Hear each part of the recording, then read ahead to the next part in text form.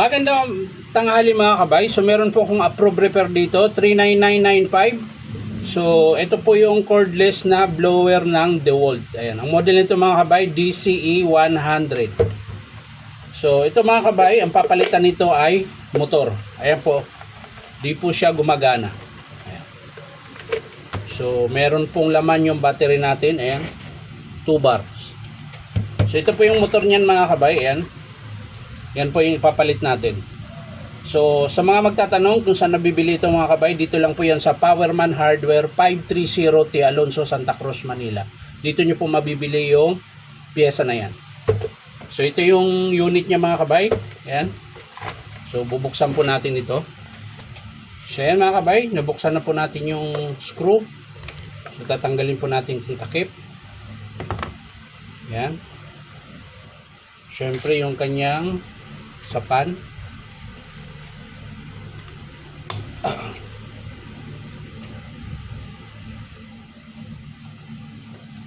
Yan.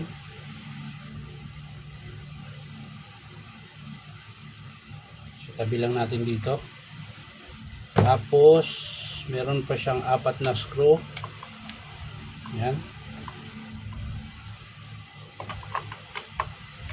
So sa mga naghahanap ng unit mga kabay, pang construction na drill, grinder, demolition hammer, circular saw, planer, tapos yung mga bala, dito lang po yan mabibili sa Powerman Hardware 530 T. Alonso, Santa Cruz, Manila. So ito po yung motor niya mga kabay. So hugutin nyo po lang yan. Ayan, wala pong screw yan. Nakabalot lang po yan ng rubber. Yan. So yan, dalawang wire lang yan, negative positive lang yan. So hindi naman kayo malilito pag nagkabit dahil meron po yan negative tsaka positive. Ayan. Siyempre, kailangan nyo lang ng ilipat ito. Ayan. Ito muna, yung rubber muna ang mauna. Ayan. Tapos itong isa, hindi nyo pala makakalas yan kapag bago nyo ito makalas yung rubber, kalasin nyo muna yung dalawang wire. So ayan, meron na po tayong mainit na po yung soldering natin. Ayan.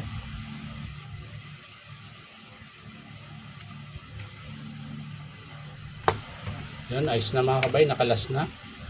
Tapos saka natin tanggalin ito. Ayan, tapos kabit natin dito.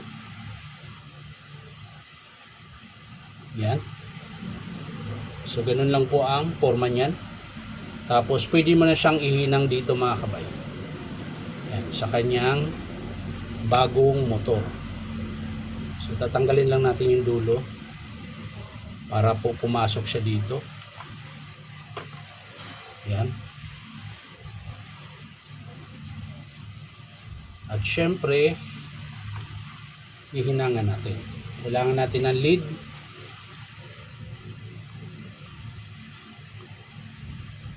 Ayan, ayos na.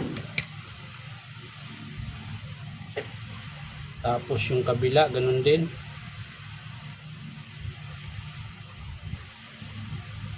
So ayan, sa mga nagtatanong mga kabay kung saan ako pumapasok, dito lang po ako sa Powerman Hardware 530 T. Alonso, Santa Cruz, Manila. Ayan. Hanapin nyo lang po yung DeWalt na signboard. Doon po ako pumapasok. So ayan, ayos na mga kabay. So testing natin na kaganyan. Kanina hindi siya gumana. So iti-testing natin na nakaganyan lang. So sa mahina muna tayo sa 1. Ayan o. Lagay natin sa 2, 3.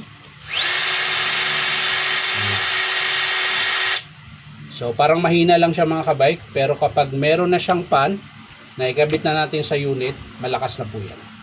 So sasalpak natin.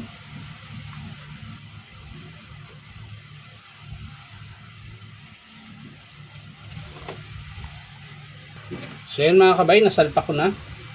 Ayan, ganun po itsura niya.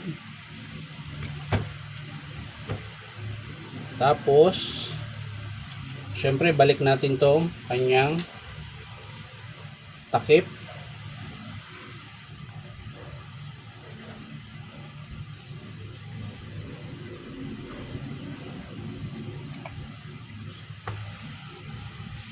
So yan mga kabay, sasara na po natin. Lagay na po natin yung kanyang takip. Pinaka-cover niya doon sa motor. Ayan. Screwan lang natin.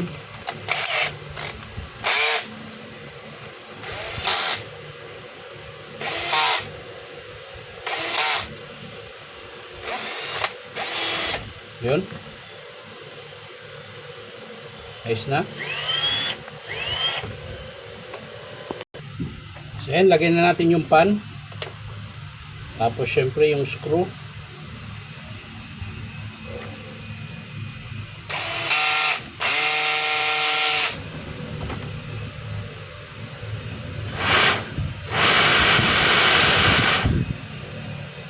Natin sa 2,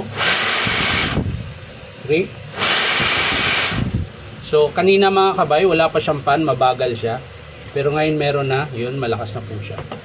So lagyan na natin yung takip.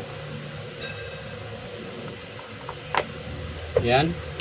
Tapos i-screwan ko lang siya mga kabay. So ayan mga kabay, na-screwan ko na po yung takip niya. Ayan. So paandar natin ulit. 1.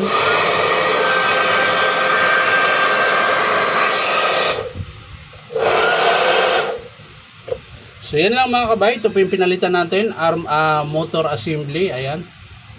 So maraming salamat mga kabay sa panonood at palike and share na rin po. At syempre po, baka pwede makahingi sa inyo isang subscribe dito po sa aking YouTube account na Inom Kabay. So maraming salamat mga kabay. Ulitin ko, sa mga gusto magpa-repair, punta lang kayo dito sa Powerman Hardware, 530 T. Alonso, Santa Cruz, Manila.